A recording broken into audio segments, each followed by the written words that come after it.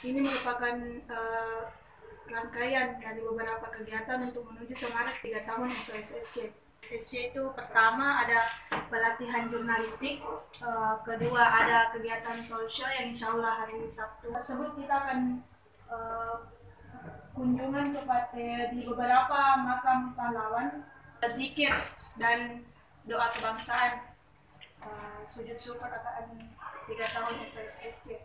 Assalamualaikum warahmatullahi wabarakatuh. Waalaikumsalam. Ketika kita berbicara jurnalistik, sudah pernah mengikuti pelatihan jurnalistik? Bisakah di antara Anda memberikan apa maksudnya kata yang dekat dengan ekonomi? Apakah itu? Apakah itu jurnal? Hah?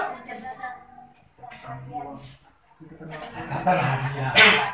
Laporan harian tepatnya. Itu harus dimanapun kok